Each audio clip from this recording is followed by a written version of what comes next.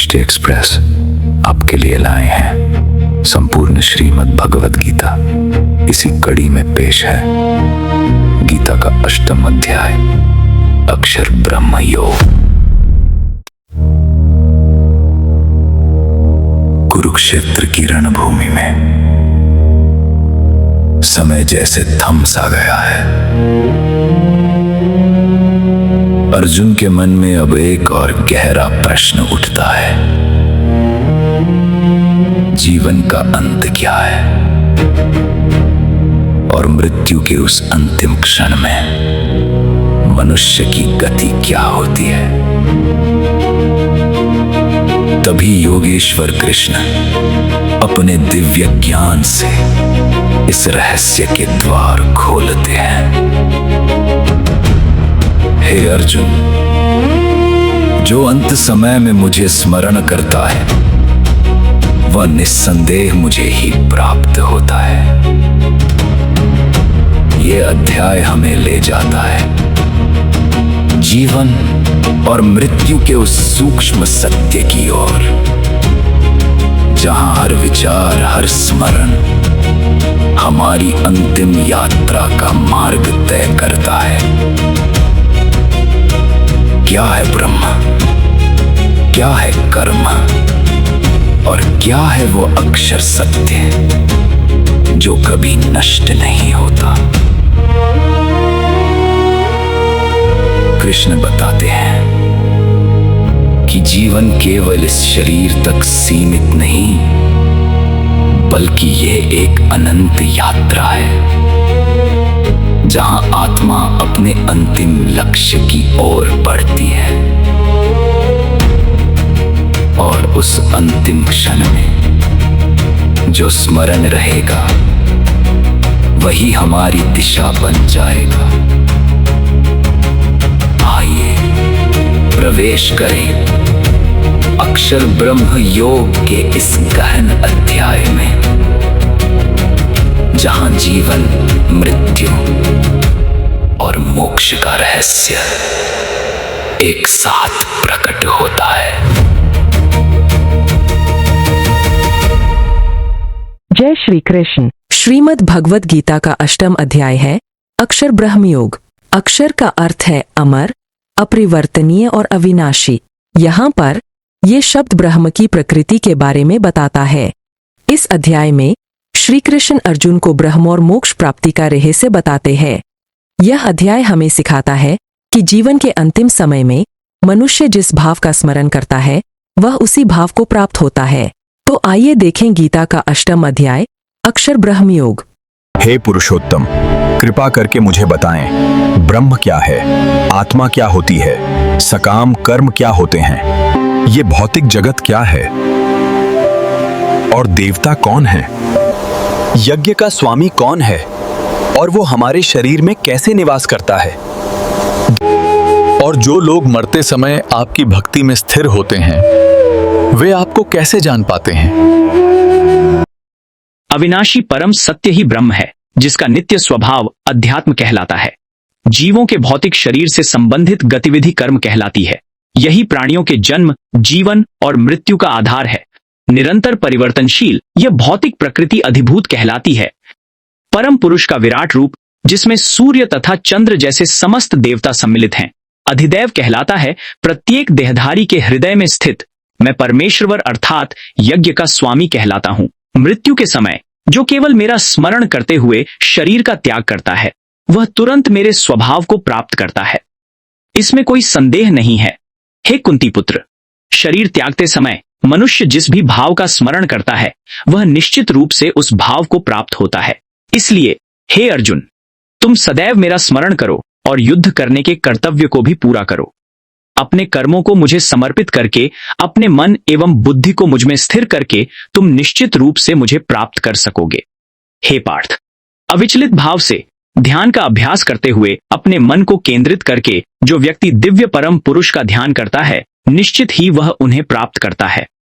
व्यक्ति को परम पुरुष का ध्यान सूर्य की भांति तेजवान, दिव्य रूप वाले, सर्वज्ञ, पुरातन, नियंता, लघुतम से भी लघुतर, प्रत्येक के पालन करता, समस्त भौतिक बुद्धि से परे, अचिंत्य तथा नित्य पुरुष के रूप में करना चाहिए। मृत्यु के समय जो व्यक्ति योग शक्ति के द्वारा भ्रिकुटी के मध्य में प्राण को अच्छी प्रकार स्थापित करके अविचलित मन से पूर्ण भक्ति के साथ परमेश्वर के स्मरण में अपने को लगाता है, वह निश्चित रूप से परम पुरुष परमात्मा को प्राप्त होता है। अब मैं तुम्हें वह विधि बताऊंगा जिसके द्वारा वेद के जानने वाले विद्वान, संन्यास आश्रम के बड़े बड़े मुनि, परम पद को चाहने वाले ब्रह्मचारी लोग ब्रह्म में प्रवेश करते हैं। अपनी इंद्रियों के समस्त द्वारों को बंद करके, मन को हृदय में स्थित करके, प्राणवायु को मस्तक में स्थापित करके, जो मनुष्य अपने को योग में स्थापित करता है और फिर अक्षरों के परम संयोग अर्थात ओंकार का उच्चारण करते हुए मुझ निर्गुण ब्रह्म का चिंतन करता हुआ शरीर को त्यागता है, वह पुरुष परम गति को प्राप्त होता है। हे अर्जुन, जो व्यक्ति हमेशा अनन्य भाव से मुझे याद करता है और मेरी भक्ति करता रहता है, उसके लिए मुझे पाना बहुत आसान हो जाता है। परम सिद्धि को प्राप्त महात्मा लोग मुझको प्राप्त होके दुखों से पूर्ण इस अनित्य जगत में फिर वापस नहीं लौटते। ब्रह्मलोक से लेकर निम्नतम लोक तक सभी लोकों में जीवन मरण का चक्र चलता रहता है, परंतु हे कुंती पुत्र, जो मेरे धाम को प्राप्त कर लेता है उसका पुनर्जन्म नहीं होता। ब्रह्मा के एक दिन में 1000 युग होते हैं और इतनी ही बड़ी ब्रह्मा की रात्रि भी होती है। ब्रह्मा के दिन के आरंभ होते ही सारे जीव अव्यक्त अवस्था से व्यक्त अवस्था में आकर प्रकट हो जाते हैं और फिर जब रात्रि आती है तो वे पुनः अव्यक्त में विलीन हो जाते हैं। यह चक्र इस तरह लगातार चलता रहता है। इस अव्यक्त अवस्था के परे भी एक नित्य अवस्था है जो शाश्वत है और अन्य सभी जीवों के नष्ट होने पर भी नष्ट नहीं होती। इस अवस्था को अक्षर अर्थात अविनाशी अवस्था कहा जाता है, जिसे परम गंतव्य कहा गया है। उसे प्राप्त होकर मनुष्य वापस नहीं आते, वही मेरा परम धाम है। हे पार्थ, संपूर्ण सृष्टि में विद्यमान परमात्मा जिसके भीतर सभी जीव स्थित हैं, उस सनातन अव्यक्त परम पुरुष को तो केवल अनन्य भक्ति से ही प्राप्त किया जा सकता है। हे भरतश्रेष्ठ, अब मैं तुम्हें 2 कालों के बारे में बताऊंगा। पहला वो जिनमें शरीर त्याग कर गए हुए योगीजन वापस न लौटने वाली गति को प्राप्त होते हैं। जो परब्रह्म के ज्ञाता हैं, वे अग्निदेव के प्रभाव में, प्रकाश में, दिन के शुभ क्षण में, शुक्ल पक्ष में, उत्तरायण काल में इस संसार से शरीर त्याग करने पर परब्रह्म को प्राप्त करते हैं। और दूसरा वो जिनमें वापस लौटने वाली गति को प्राप्त होते हैं। जो योगी धुएं में, रात्रि में, कृष्ण पक्ष में, दक्षिणायन में दिवंगत होता है, वह चंद्रलोक को जाता है और वहां से पुनः पृथ्वी पर चला आता है। वैदिक मान्यताओं के अनुसार इस संसार से प्रयाण करने के 2 मार्ग हैं। एक प्रकाश का मार्ग अर्थात देवयान, जिससे परम गति प्राप्त होती है और वापस नहीं लौटना पड़ता। दूसरा अंधकार का मार्ग अर्थात पितृयान, जिसके द्वारा गया हुआ प्राणी फिर वापस आता है अर्थात जन्म मृत्यु को प्राप्त होता है। हे पार्थ, जो योगी इन दोनों मार्गों को जानते हैं वे मोहग्रस्त नहीं होते। इसलिए हे अर्जुन, तुम सदैव मेरी भक्ति में स्थिर रहो। जो व्यक्ति वेदाध्ययन, तपस्या, दान तथा सकाम कर्म से प्राप्त होने वाले फलों की आसक्ति को पीछे छोड़कर आगे निकल जाता है, वह अंत में नित्य परम धाम को प्राप्त होता है।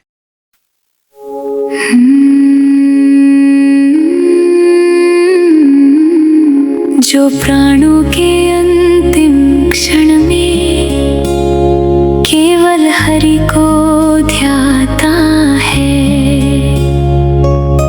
वह इस दुखमय संसार को छोड़ मुक्ति मार्ग को पाता है। वेदों, यज्ञों, तप और दानों के जितने पुण्य कहे जाते, योगी उनको तुच्छ समझकर प्रभु चरणों में लीन हो जाते। सब वचनों का सार यही श्री कृष्ण शरण में जाना है, उनके परम धाम में ही आत्मा का ठिकाना है। श्रीमद् भगवद गीता का 8वां अध्याय यहाँ संपन्न होता है। इस श्रृंखला की अगली कड़ी में हम देखेंगे श्रीमद् भगवद गीता का 9वां अध्याय, राजविद्या राजगुह्य योग। यह अध्याय हमें सिखाता है कि ईश्वर को पाने के लिए दिखावे की नहीं, बल्कि निश्चल भक्ति और आस्था की आवश्यकता है। तो देखते रहिए श्रीमद् भगवद गीता केवल मिष्टी एक्सप्रेस चैनल पर। जय श्री कृष्ण।